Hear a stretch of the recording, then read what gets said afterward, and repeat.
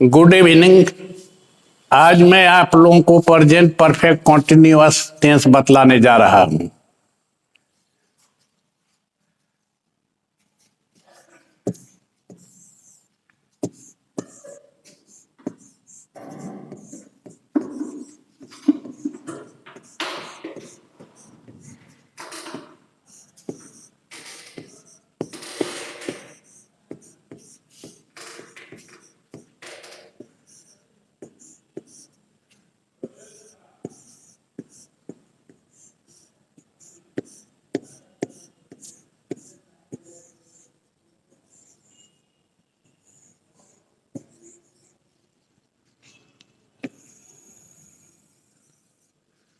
जो काम वर्तमान काल में कुछ समय से लगातार चलता आ रहा हो उसे हम प्रेजेंट परफेक्ट कॉन्टिन्यूअस टेंस कहते हैं। पहचान,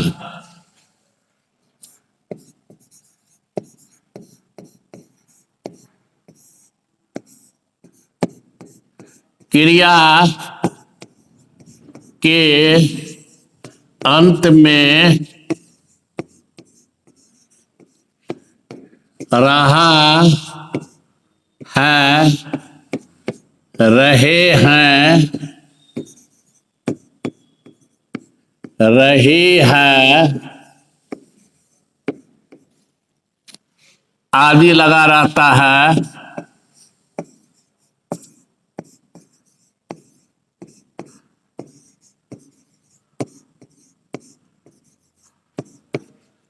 साथ ही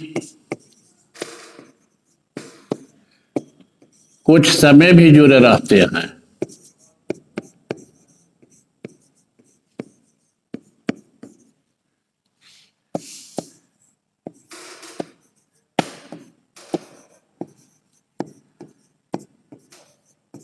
जैसे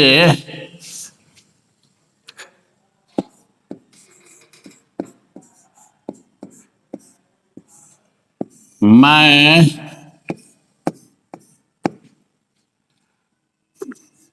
2 घंटों से पढ़ता रहा हूं।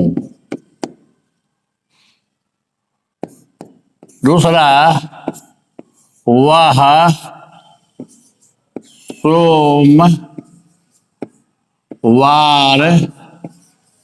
से काम कर रही है। Third,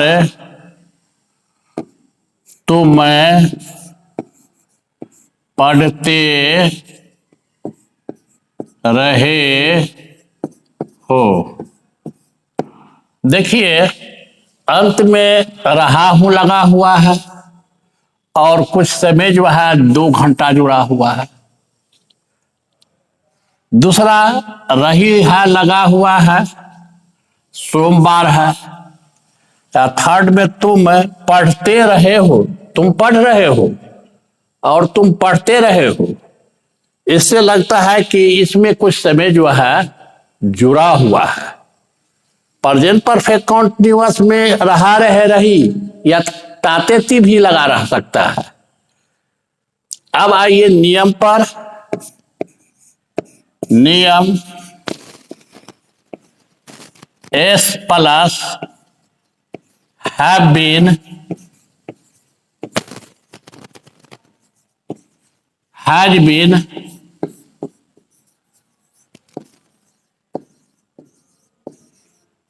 plus V4 plus for since. अब प्रश्न उठता है कि फॉर किस में लगेगा और सिंस का प्रयोग कहां कहां होता है। फॉर का प्रयोग लंबा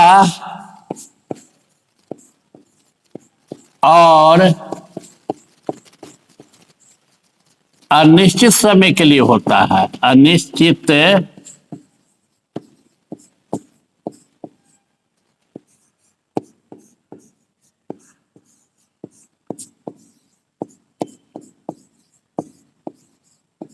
और सिंस का प्रयोग निश्चित समय के लिए होता है।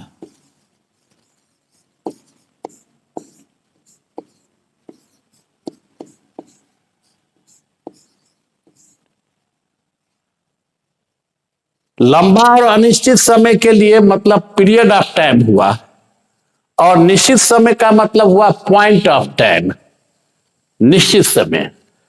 अब उदाहरणार्थ,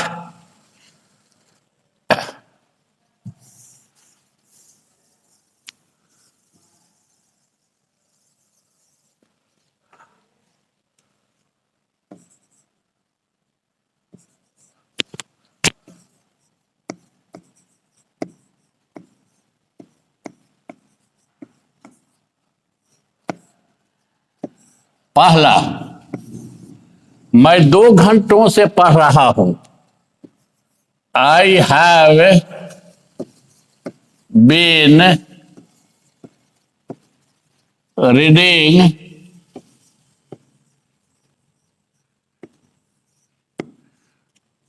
फॉर 2 आवर्स।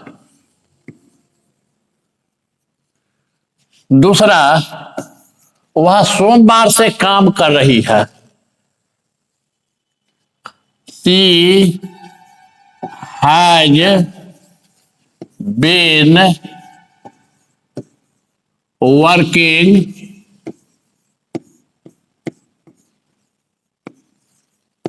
Since Monday.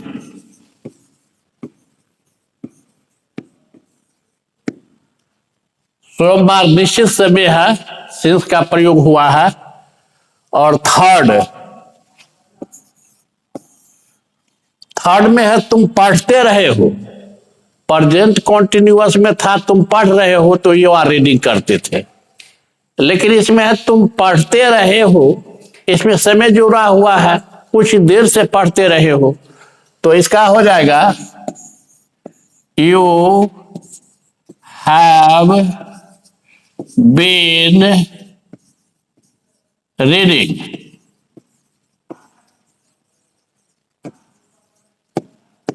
अब हम इसका इंट्रोगेटिव WH क्वेश्चन नहीं लिखा रहे हैं।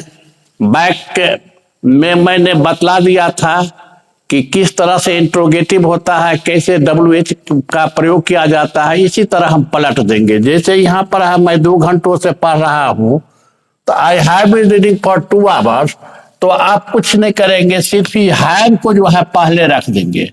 तो क्या मैं 2 घंटों से पढ़ रहा हूं, तो have I been reading for 2 hours.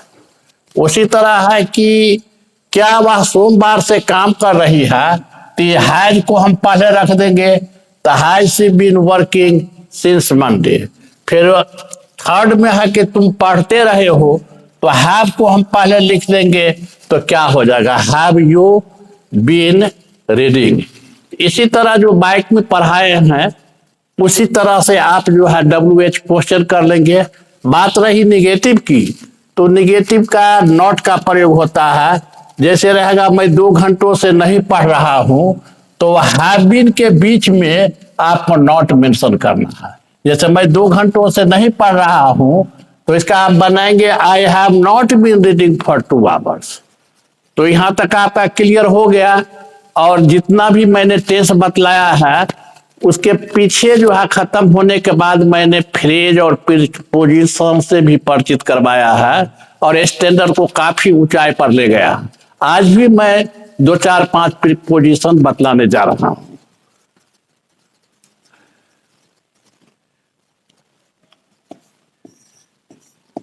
Preposition,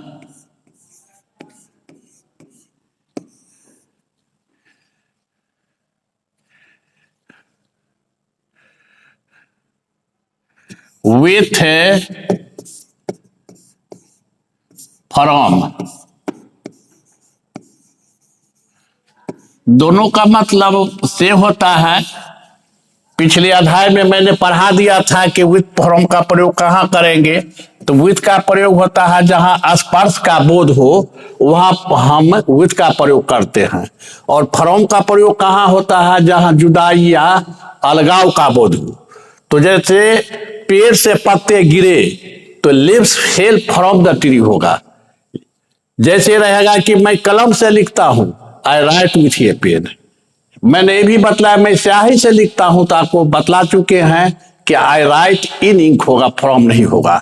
तो फिर इसे आगे चलिए, क्या होता है, बिटवीन, बिटवीन और एमंग,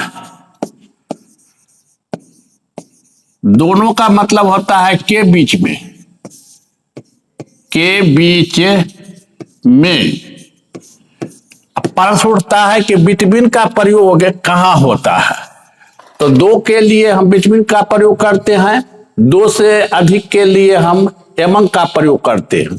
जैसे बिटवीन के बारे में देखिए, बिटवीन राम और श्याम के बीच लड़ाई हो रही है, राम और श्याम के बीच लड़ाई हो रही है। यहां देख रहे हैं राम और श्याम दो है, तो यहां के बीच का अंग्रेजी क्या हो जाएगा, बिटवीन होगा। पहले लड़ाई हो रही है क्या बनाएंगे पहले, तो there is fighting, there is fighting between Ram and Shyam. Among का प्रयोग कहाँ होता है, दो से अधिक के लिए हम एमंग का प्रयोग करते हैं। इधर रहेगा कि छात्रों के बीच लड़ाई हो रही है, छात्रों के बीच लड़ाई हो रही है। इसमें एक छात्र नहीं है, बहुत सारे छात्र हैं, तो क्या हो जाएगा, देयर इज फाइटिंग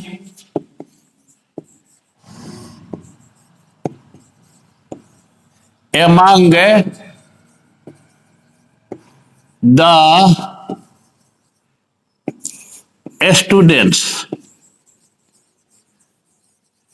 इसी तरह है कि प्राचार्य ने मोहन और सोहन के बीच पुरस्कार वितरण किया। The headmaster distributed the prize between Mohan and Sohan. आप इसी तरह से बनाते रहेंगे। आगे चलते हैं। इनटू दोनों का मतलब होता है में। इनका प्रयोग विरामावस्था के लिए करते हैं। जैसे मैं कमरे में हूं, I am in the room. अब आता है इनटू। इनटू का प्रयोग जहां गति का बोध हो, मौसम का बोध हो, वहां हम इनटू का प्रयोग करते हैं। जैसे उसने नदी में एक पत्थर फेंका, उसने नदी में एक पत्थर फेंका। तो देखिए, कोई पत्थर हाथ में लेके उसमें मूव किया जाता है, बल का प्रयोग किया जाता है, ताकत का इस्तेमाल किया जाता है और बल लगाकर फेंका जाता है। तो जहां गति का या बल का प्रयोग होता है वहां मे का इंग्लिश इनटू होता है। तो यह सिंपल पास्ट था फेंका, तो इसका क्या हो जाएगा, ही थ्रो माने फेंकना होता है, इसका V2 हो जाएगा through. He through a stone into the river. जैसे वह कुएं में गिर गया तो ही जब्ड इनटू द वेल, यहां पर मैं ताकत का इस्तेमाल किया गया है। अब आइए बाय। बाय का मतलब होता है द्वारा, और से भी होता है। आप ऐसे एक काम में मेरे द्वारा खाई जाती है तो क्या हो जाएगा, a mango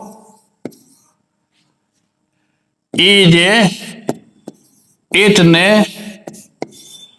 bye me. By का प्रयोग किसी सवारी से पर यात्रा करने के लिए भी होता है। जैसे आप अब ट्रेन से कहीं जा रहे हैं, कार से जा रहे हैं या रिक्शा से जा रहे हैं, तो वहां पर क्या चीज का प्रयोग होगा, बाय का प्रयोग होता। जैसे मैं रेलगाड़ी से पटना गया, मैं रेल गाड़ी से पटना गया, क्या होगा, I went to Patna by train. जैसे मैं नाव से नदी पार किया, I cross the river by boat.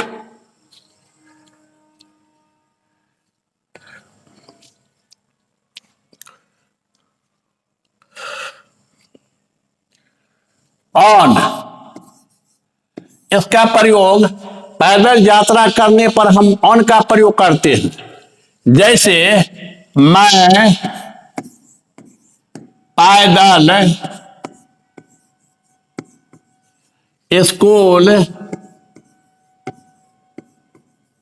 जाता हूं,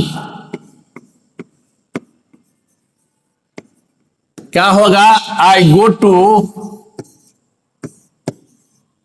स्कूल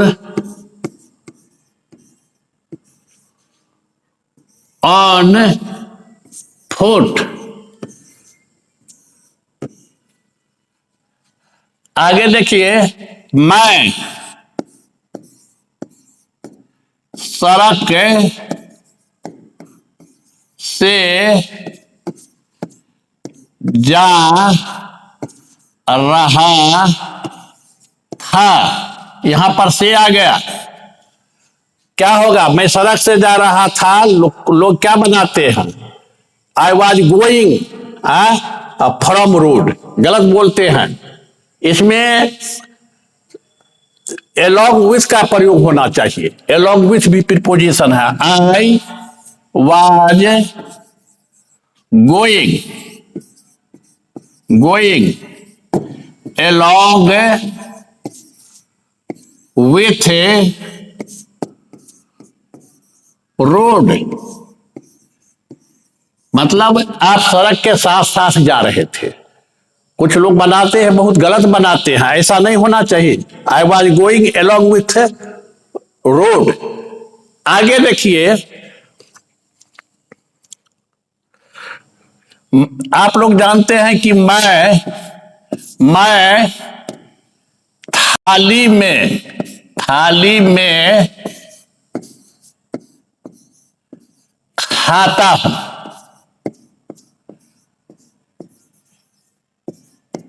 इस पर आप जरा गौर करेंगे, आप किसी से पूछेंगे भी तो 99% लोग गलत बतलाएंगे। आप लोग भी सही नहीं बतला सकते। यहां में का प्रीपोजिशन आपको मेंशन करना है। कुछ लोग बनाते हैं मैं थाली में खाता हूं, थाली के जानते हैं प्लेट होता है, डिश होता है, और लोग बनाते हैं क्या आई ईट इन द प्लेट। इनका मतलब होता है मैं थाली में रोटी है, चावल है, उसमें बैठकर खाते हैं। दूसरा बनाया कि I eat on the plate, on का मतलब पर होता है, आप थाली पर बैठकर खाते हैं। कोई फिर पोजीशन लगा देता है by, I eat by the plate, मतलब कि प्लेट में चावल रोटी है और प्लेट लेकर निकल जाते हैं। Here is the mistake of preposition. अच्छे अच्छे लोग जो है इसमें जो है मात खा जाते हैं, सही नहीं बोल पाते हैं। तो याद रखिए क्या होता है, I eat from, I eat from a plate. आपको आश्चर्य होता होगा कि यहां पर मे का फ्रॉम कैसे हो गया। मैं थाली से खाता हूं, जैसे मैंने कल बतलाया था कि मैं स्याही से लिखता हूं, तो बतलाए थे कि आई राइट इन इंक होगा, फ्रॉम नहीं होगा। इसी तरह देखिए चौंकाने वाला है। तो अब आई इन माई स्पीच, गुड नाइट, फिर कल मिलेंगे।